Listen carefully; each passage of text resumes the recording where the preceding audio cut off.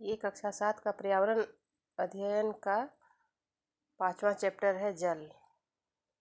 तो इसमें इसको ध्यान दीजिएगा कि थलशाला क्या है। यह छोटे घर के पौधे रखने का कृत्रिम अहाता होता है। उसके बाद लवणता 1000 ग्राम जल में मौजूद नमक की मात्रा होती है। महासागर की औसत लवणता 35 भाग प्रति 1000 ग्राम है। और इजराइल के मृत सागर में 340 ग्राम प्रति लीटर लवणता होती है। तैराक इसमें प्लाव कर सकते हैं क्योंकि नमक की अधिकता इससे सघन बना देती है। उसमें तैरना आसान होता है।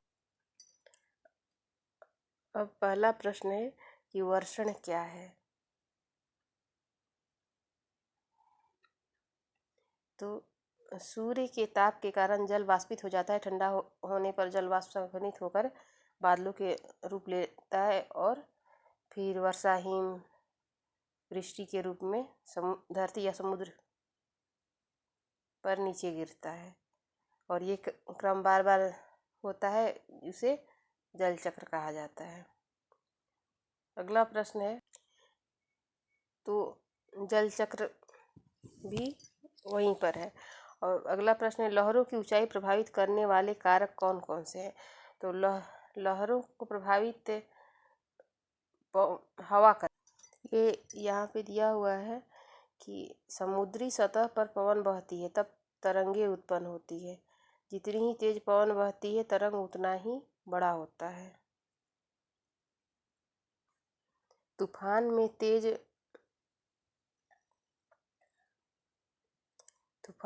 तेज वायु चलने पर विशाल तरंगे उत्पन्न होती हैं। इसके कारण अत्यधिक विनाश होता है।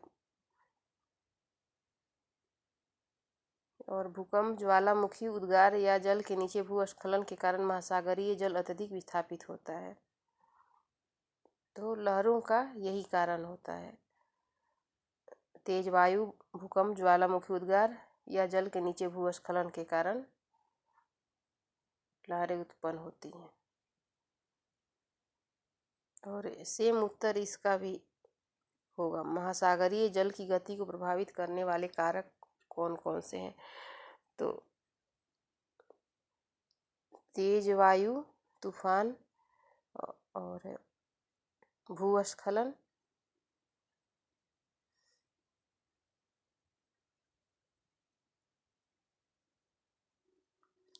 भूकंप, ज्वालामुखी आदि महासागरीय जल पर प्रभाव डालते हैं, जिसके परिणाम स्वरूप 15 मीटर तक ऊंचाई वाली विशाल ज्वारीय तरंगें उठ सकती हैं। अगला प्रश्न है, ज्वार भाटा क्या है और ये कैसे उत्पन्न होता है। तो महासागरीय धाराओं का नियम से दिन में 2 बार ऊंचा उठना और नीचे गिरना, ये जो है वो ज्वार भाटा होता है। और ये कैसे उत्पन्न होता है।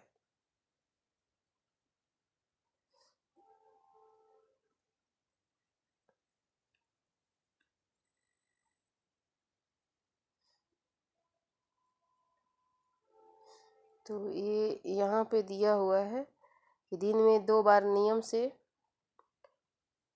जल का उठना एवं गिरना ज्वार भाटा कहलाता है। और ये कैसे होता है, तो ये यहाँ पर है, जब पृथ्वी का जल चंद्रमा के निकट होता है उस समय चंद्रमा के गुरुत्वाकर्षण बल से जल अभिकर्षित होता है, जिसके कारण उच्च ज्वार आते हैं।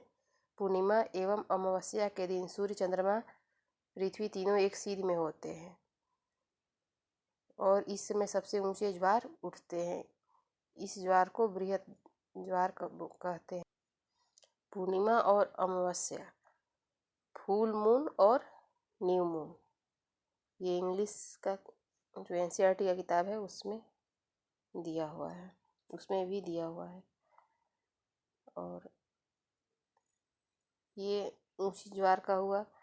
फिर लेकिन जब चांद प्रथम और अंतिम चतुर्थांश में होता है तो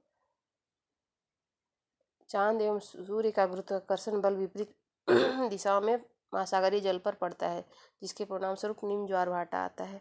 ऐसे ज्वार को लघु ज्वार भाटा कहते हैं। तो कृष्णाष्टमी और शुक्लाष्टमी, उस दिन निम्न ज्वार भाटा आता है मुख्य रूप से। अब है महासागरीय धाराएं क्या है।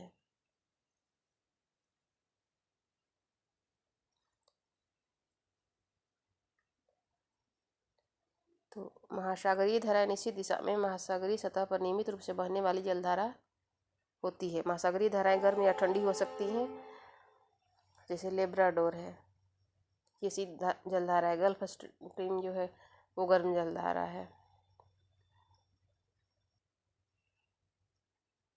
वह प्रक्रम जिसमें जल लगातार अपने स्वरूप को बदलता है और महासागर वायुमंडल एवं स्थल के बीच चक्कर लगाता है। जल स्वरूप बदलता है वो जल चक्र है। सामान्यतः गर्म महासागरीय धाराएं उत्पन्न होती है। गर्म जो है वो भूमध्य रेखा, विषुवत रेखा के निकट, जहाँ सूर्य का किरण एकदम सीधा पड़ता है, वहाँ पे गर्म महासागरीय धाराएं उत्पन्न होती है। और दिन में 2 बार नियम से महासागरीय जल का उठना और गिरना ज्वार भाटा कहलाता है। इसको भी देख लीजिएगा। अभी के लिए बस इतना ही। धन्यवाद।